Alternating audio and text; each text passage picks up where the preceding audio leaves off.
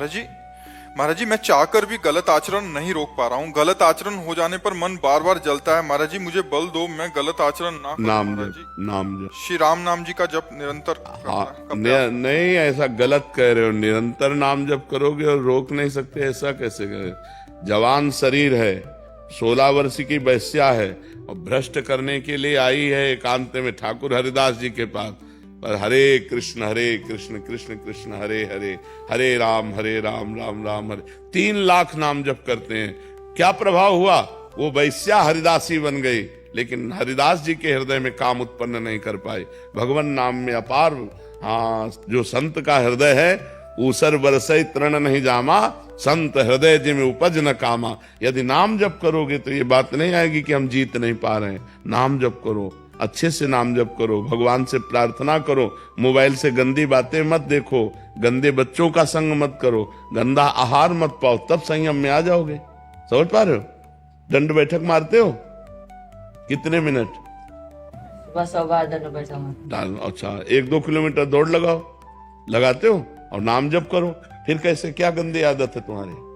वही महाराज जी, ब्रह्मचर्य नष्ट हो जाता है इसका। ब्रह्मचर्य अपने आप थोड़ी नष्ट होता है, बहुत अशांत है महाराज जी। हमारी गंदी आदतों के कारण होता है। ब्रह्मचर्य अपने आप नष्ट नहीं होता। ब्रह्मचर्य ऐसा नहीं है घी में ताप लगेगा तभी पिघलेगा, ऐसे नहीं है।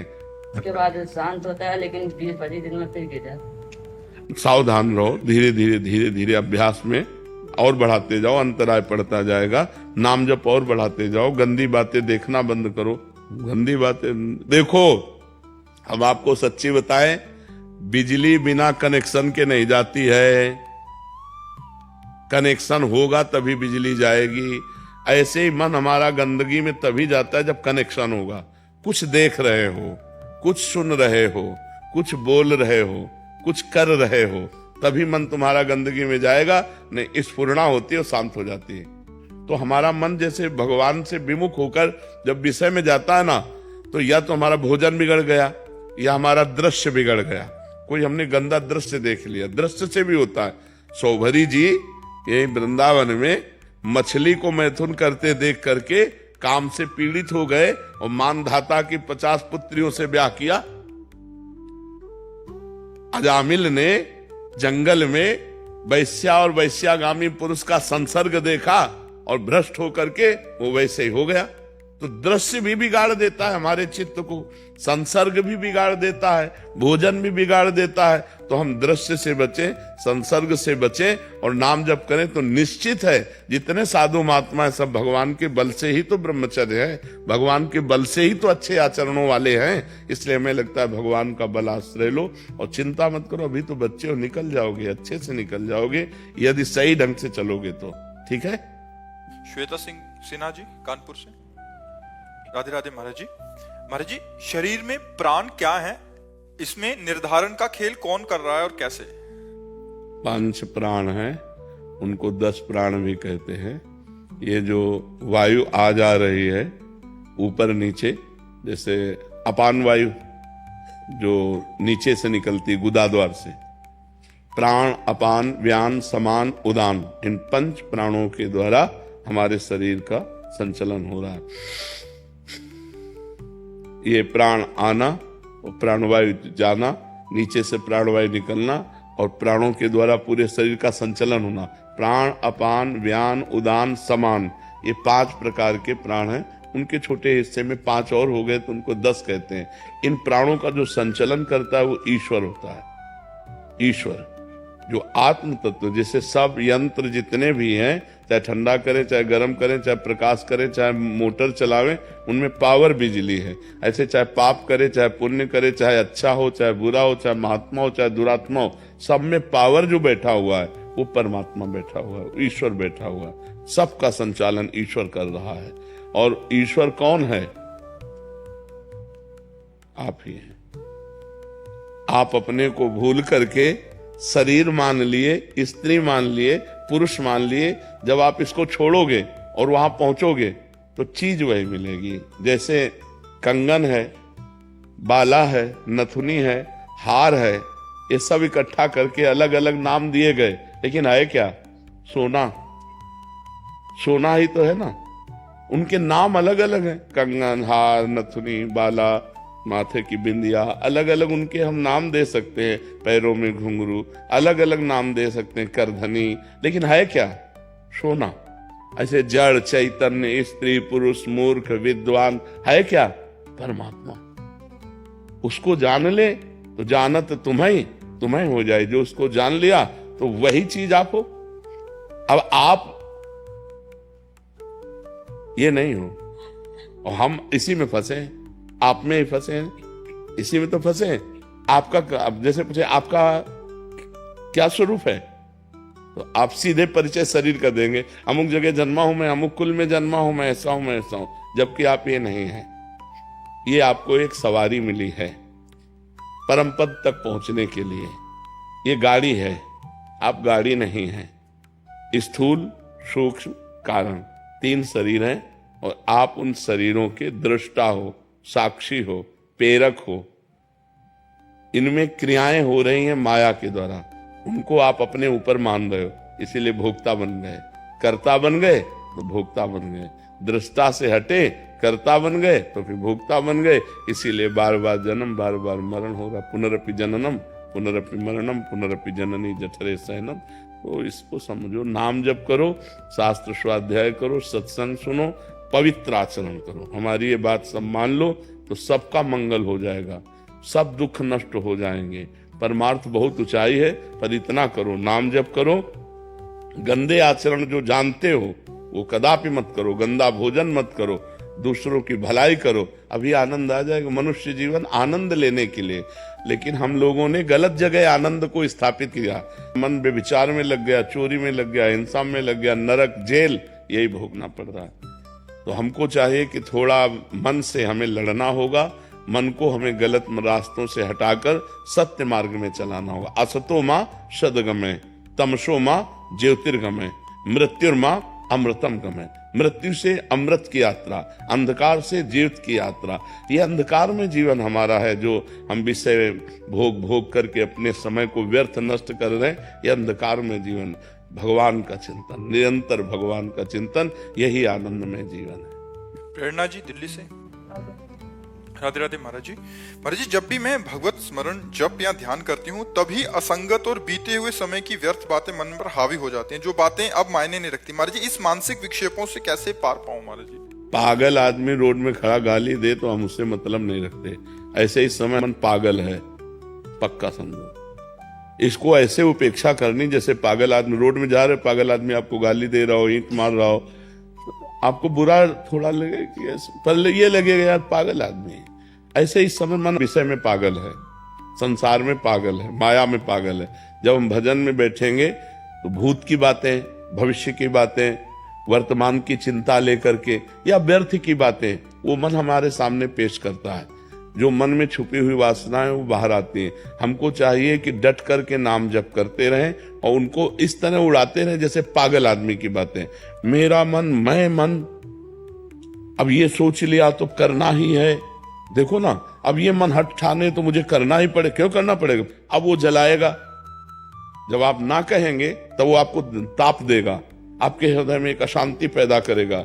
यम ही न व्यथ्यन्ते पुरुषम पुरुषर्षभ शम दुखा सुखाधीरम स्वमृताय कल्पते। जो उसके द्वारा दी हुई व्यथा को, जलन को सह गया, वही निकल गया, वही मन को वश में कर पाया। और जो उस व्यथा से परेशान होकर जैसा मन का वैसा कर लिया, वो भ्रष्ट हो गया, वो नष्ट हो गया। तो हमको सहना है, इस पागल आदमी की बातें नहीं माननी है। हमको भजन में अपने चित्त को बार बार लगाना है। जहां से मन बार बार हमारा विषयों में जाता है वहीं अपने ध्येय में लगाना ही साधना है। और जब लग जाएगा तब तो कहने की बात नहीं हो, तो आनंद का अनुभव होगा। नितिन शर्मा जी। राधे राधे महाराज जी, दंडवत प्रणाम। महाराज जी, भक्ति की ओर बढ़ते रहने के लिए, उत्साह बनाए रखने के लिए आस्था कैसे विकसित करें जब परिस्थिति प्रतिकूल हो और निराशा से विचलित ना हो? महाराज जी ऐसे देखो, प्रतिकूलता और अनुकूलता ये मन का विषय है। मन जब परमात्मा में लग जाता है तो प्रतिकूलता अनुकूलता की परवाह ही नहीं होती। जब तक प्रभु में मन नहीं लगता है तो मन ही तो प्रतिकूल और अनुकूल दुख सुख का भोगता है। और सावई मना कृष्ण पद अरविंदे हो। यदि इस मन को हम भगवान के चरणों में लगवा दें साधन के द्वारा, तो फिर प्रतिकूलता अनुकूलता दुख सुख इनकी कोई परवाह नहीं रहती। हमारा मुख्य लक्ष्य होना चाहिए हर परिस्थिति स्थिति घटना में हमारा मन प्रभु का चिंतन करे, और ये होता है अभ्यास योगी युक्तेन चेतसा नान्यगामिना। अभ्यास किया जाए कि हमारा चित्त हमारा मन किसी भी परिस्थिति में भगवान का चिंतन न छोड़े। अब वो नाम है, माला है आपके यहाँ गले में, तो आप निरंतर नाम जप करो। इससे हर समय अभ्यास बनाओ नाम जप का। धीरे धीरे मन जैसे नाम जप कर रहे हैं तो उसमें स्फुरणाएं हो रही, भूत की, भविष्य की, गंदी बातों की, अच्छी बातों की, उन सब पर ध्यान न दीजिए, बस नाम चलाते रहिए।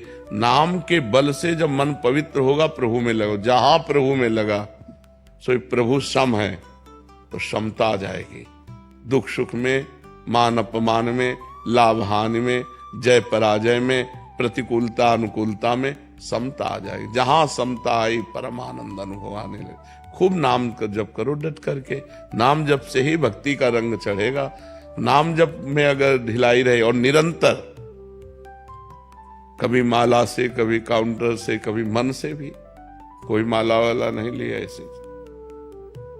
ऐसे चल रहा है। और ऐसे अभ्यास क्रिया करते हुए हो सकता है, फावड़ा चलाते हुए, व्यापार करते हुए, नौकरी करते हुए, चलते फिरते हुए, हर समय नाम जप किया जा सकता है।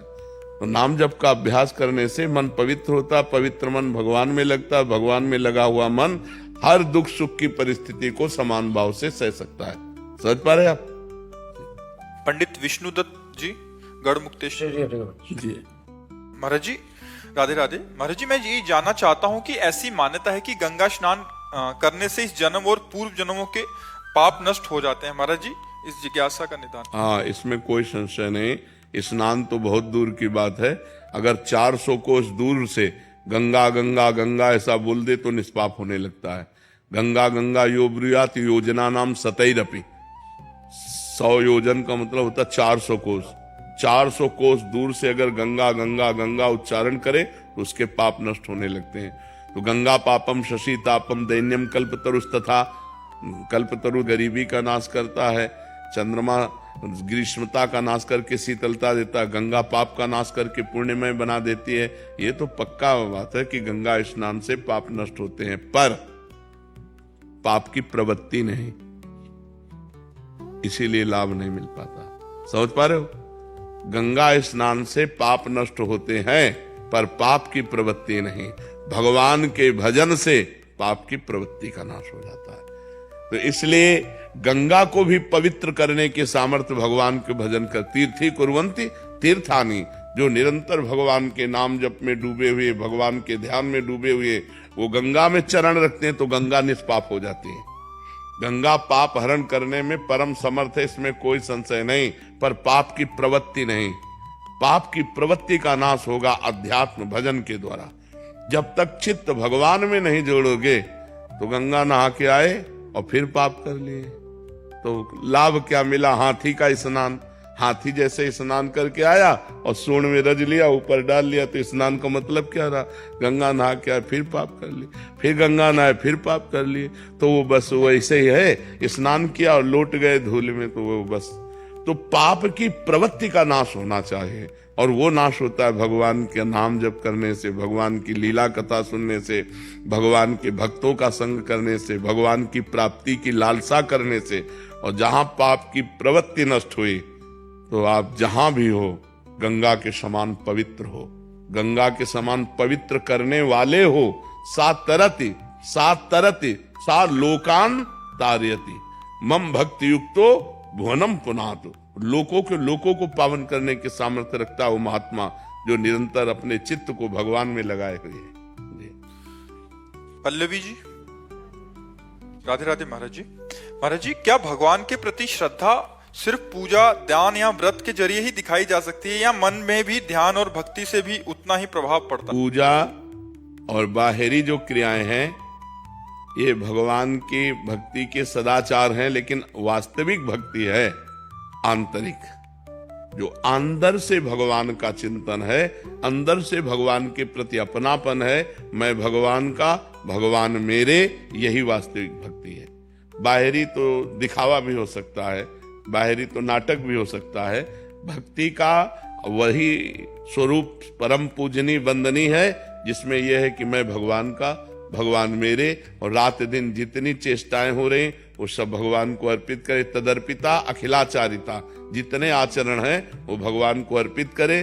तद स्मरणेन परम व्याकुलतेति, भगवान का स्मरण छूटने पर व्याकुलता ही नहीं परम व्याकुलता पैदा हो जाए, इसे भक्ति कहते हैं। भक्ति का स्वरूप है तदर्पिता अखिलाचारिता तद स्मरणेन परम व्याकुलतेति, समस्त आचरण भगवान को अर्पित करना और वो भी भगवान के अनुकूल आचरण करना और निरंतर भगवान का स्मरण करना अंदर ही अंदर, ये सच्ची भक्ति का स्वरूप है। नवल किशोर सिंगला जी।